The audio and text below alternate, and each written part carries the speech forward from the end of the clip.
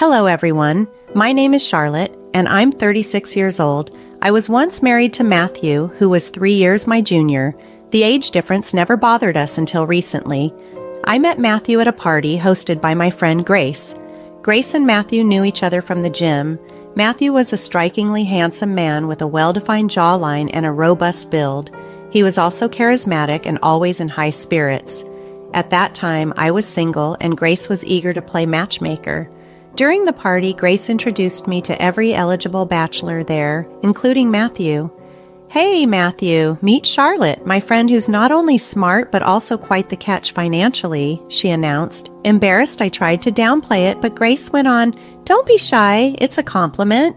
I managed a smile and thanked Grace, hinting that she could have also mentioned my other qualities. Grace quickly agreed, saying, "Absolutely, she's not just beautiful but also incredibly intelligent. You two enjoy your evening. I'll mingle with the other guests." Once Grace left, Matthew curiously asked why she called me a nerd. I explained, "I'm a graphic designer and work for a software company. My job keeps me busy, which means I rarely have time to socialize, earning me the nerd label among friends." Matthew was impressed. "That's fascinating, and I guess that's why they refer to you as the millionaire nerd." We both laughed, and that evening was spent in enjoyable conversation, deepening our connection. As our relationship progressed, Matthew and I began spending more time together, enjoying dinners and coffees after he'd pick me up from work. He was working as an assistant at a local firm. A few months into dating, Matthew proposed. Although I loved him, I hesitated, worried about the brevity of our relationship and our age difference. "Matthew, are you sure about this? We've only been together a short time, and besides, you're 3 years younger. Are you serious about us?" I asked, hoping for reassurance. "Oh, come on, Charlotte. Are you still hung up on that old-fashioned idea that the husband should be older than the wife?" Matthew questioned with a light-hearted tone, trying to ease my concerns. "It's not really about that for me," I responded, slightly defensive. "I was just wondering if it bothered you in any way." "Chill, Charlotte. You're a modern woman. These kinds of old notions shouldn't trouble you," Matthew reassured me, his voice full of encouragement. Gradually, Matthew convinced me that our future as a married couple looked promising. I agreed, and we soon met each other's families to share our decision. While my father, Peter, didn't voice any concerns and seemed genuinely happy about the wedding, my mother pulled me aside to have a private conversation. "Charlotte, honey, I hope you've talked about your finances with Matthew," she whispered, her expression marked with a hint of worry. "Yes, Mom, don't worry about that," I assured her. She continued, "I just want to make sure that your career success, since you're doing so much better than Matthew, doesn't become a problem. You know, men can sometimes feel overshadowed by these things." "Mom, Matthew is really sweet and understanding. He doesn't have those kinds of hang-ups. He's even agreed to take on more household chores since my schedule is so packed," I explained, trying to put her concerns to rest. "That's good to hear, dear. Just take care," she said, her voice softening. That conversation, however, triggered some thoughts. I realized I had never discussed finances in depth with Matthew, nor had I asked him about his earnings. My financial independence meant I wasn't particularly concerned about his income, yet I recalled that Matthew had asked about my salary even before proposing. For a while, these thoughts worried me, but I decided to put them aside, choosing instead to focus on the excitement of starting our married life together. After the wedding, we celebrated with a honeymoon in Hawaii, a trip generously sponsored by my company as a wedding gift.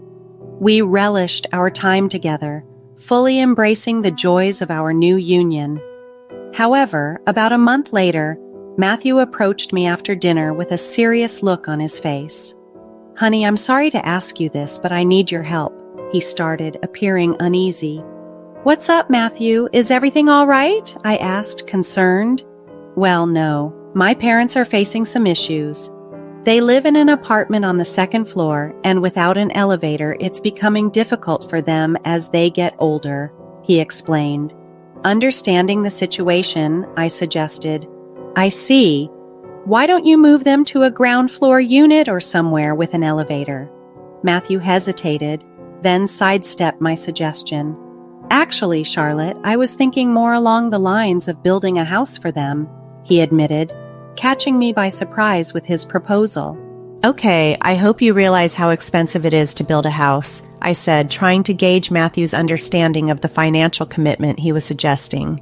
Yeah, I know that, Matthew replied, but his tone lacked confidence. Do you have enough savings, or are you considering taking out a loan? I probed further, hoping he had a plan. Matthew looked uneasy for a moment before responding. Charlotte, I was actually hoping you could lend me the money to build the house. His request caught me off guard. I was stunned and unsure what to say next. Huh? What? But you know I've been saving to buy my own house someday, right? Yeah, but since you earn well, I thought it wouldn't be a problem for you, Matthew said, his voice taking on a more assertive edge. But Matthew, I'm not sure I can lend that much money, I responded, feeling pressured. Why not? He persisted, becoming visibly frustrated. I was at a loss for words and managed to say, Okay, let me think about it. I'll let you know. Sure, I'll wait for your help, he said, leaving the conversation hanging as I spent a sleepless night pondering the wisdom of lending my hard-earned savings for his parents' house. My money was meant for my future security, including buying my own home and a comfortable retirement. The next morning, as I was heading out to work, Matthew hugged me and said, I'll be waiting for your decision. Let's talk over the weekend. I know you're in a rush now. Feeling uneasy and conflicted, I sought advice from a colleague at work. She suggested making the financial arrangement official with a contract. Have Matthew sign an agreement that ensures he repays you, she advised, emphasizing the importance of protecting my interests. This sounded like a prudent approach. That evening, I told Matthew, I can lend you the money, but you'll need to sign a contract agreeing to repay me within 4 years. To my surprise, Matthew readily agreed. Okay, I'll sign it, he said when I presented the papers, though his laughter when I mentioned the legal implications showed he hadn't fully grasped the seriousness of the situation. No, I'm serious, Matthew. Here are the papers, I insisted, holding his gaze until he realized I wasn't joking. Fine, I'll sign, he said with a smirk and signed the documents. I transferred the money, but despite the legal safeguard, I still felt uneasy. Matthew's salary wasn't substantial, and I doubted his ability to repay the loan. After signing the contract, Matthew's behavior started to change, becoming increasingly peculiar, which only added to my apprehensions about the decision I had made. Matthew's behavior had drastically changed since the loan. He started coming home late, often too exhausted to help around the house. Whenever I voiced my frustrations, he brushed them off, claiming his job kept him busy. My feelings for him began to fade as he became increasingly distant, spending most weekends overseeing the construction of his parents' new home and sometimes not coming home at all, opting instead to stay at his parents' place. The situation was taking a toll on me, and I decided it was time to confront Matthew about his recent actions. Matthew, do you realize how distant you've become? It feels like you're taking advantage of living here without contributing anything. His response was dismissive and sharp. What do you mean? How dare you accuse me like that? You knew my financial situation when we married. You chose this. I was stunned by his audacity. Excuse me? I'm not looking to argue, Matthew, but how can you be so indifferent? I'm even more upset about this housewarming party at your parents' new place tomorrow. A party for the house I funded, which you never even told me was finished. Matthew seemed to almost scoff at my reaction. Oh, my bad. I must have forgotten. Please be our guest. he said nonchalantly, then left the house humming, as if unbothered by the gravity of our conversation. Fuming with anger, I wanted to lash out and break something, but I managed to collect myself. An hour later, I received a call from my mother-in-law. "Hello, hi. Just calling to let you know we're having a housewarming party at the new house tomorrow," she said casually. I hung up without responding further, feeling certain that Matthew had prompted her to invite me, not out of genuine desire, but as an afterthought. His indifference and the casual invitation from his mother left me deeply hurt and questioning the foundations of our relationship. Initially, I had reservations about attending the housewarming party because of the underlying tension between Matthew and his mother, who had never really taken the time to get to know or like me. Her cold demeanor from our first meeting through to after our wedding made me wary. Despite this, I was concerned that if I skipped the event, Matthew and his mother might use it as an opportunity to criticize me further, perhaps suggesting I was envious of their new home. Reluctantly, I decided to attend, determined to maintain a composed demeanor, albeit a forced one. As I arrived at the newly built house, I noticed the entrance was adorned with beautiful floral decorations. Matthew and his mother were welcoming guests warmly. My mother-in-law's reaction upon seeing me was less than enthusiastic.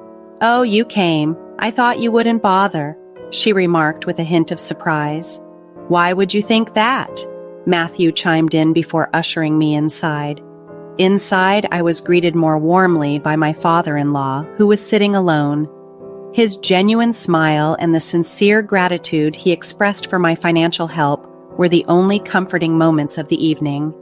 It was clear that neither Matthew nor his mother had acknowledged my contribution to their new home. Throughout the event, I felt isolated as Matthew and his mother barely interacted with me, leaving me to engage in half-hearted conversations with distant relatives. I was counting down the moments until I could leave what felt like an increasingly toxic atmosphere.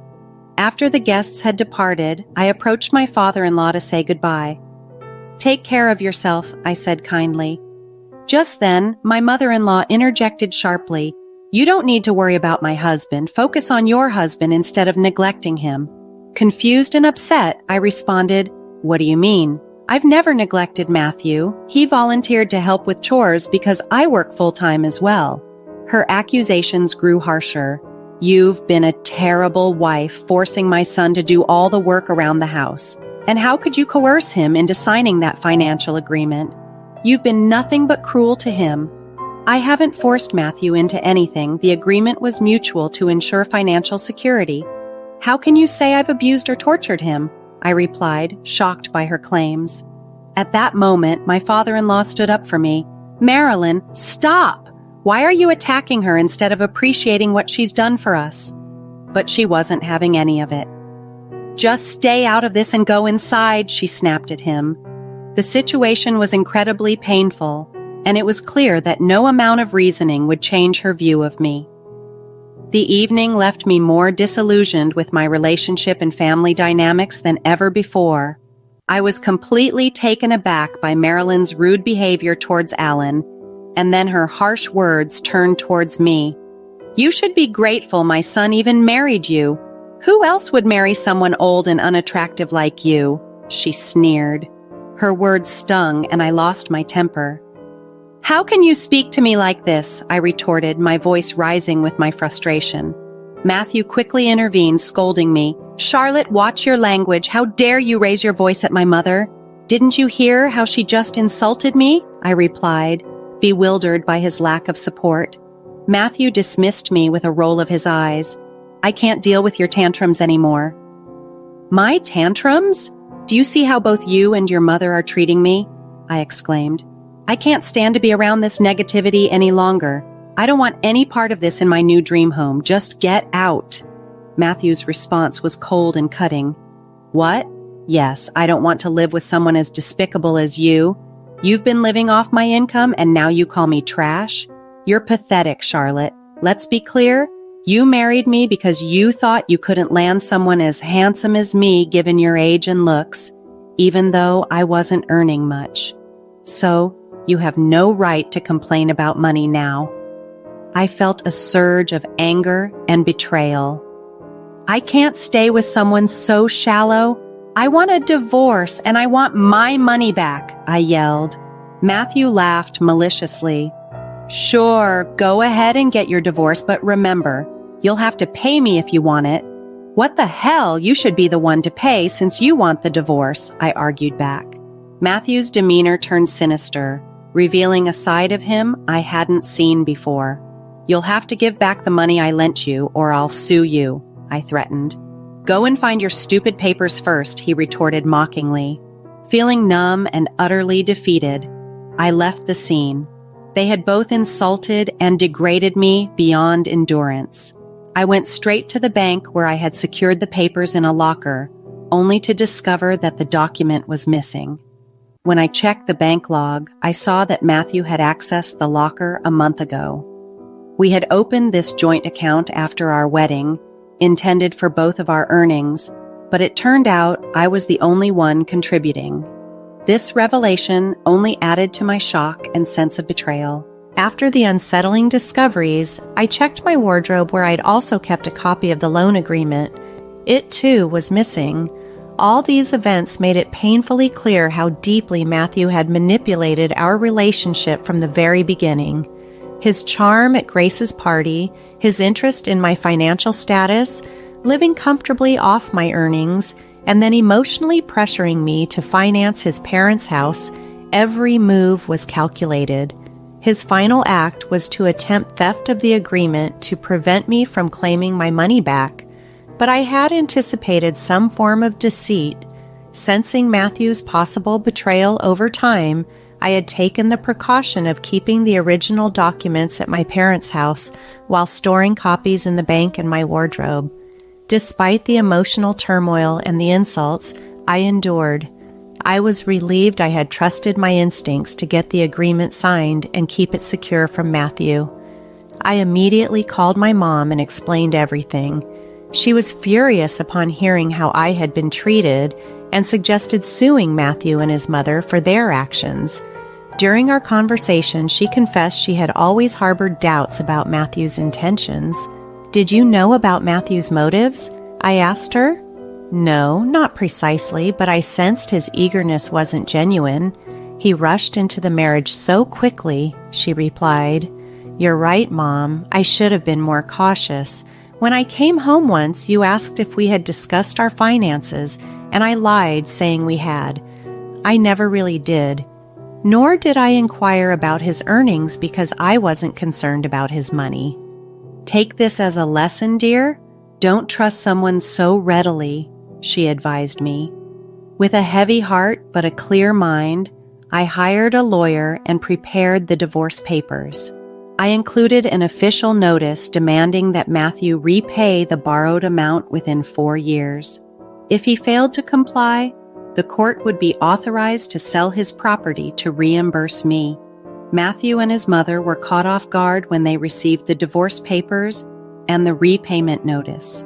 Suddenly, they were the ones feeling desperate, trying to reach out to me, but I was resolved to see through my decision and protect myself from further deceit. I ignored all their attempts to contact me, blocking their numbers.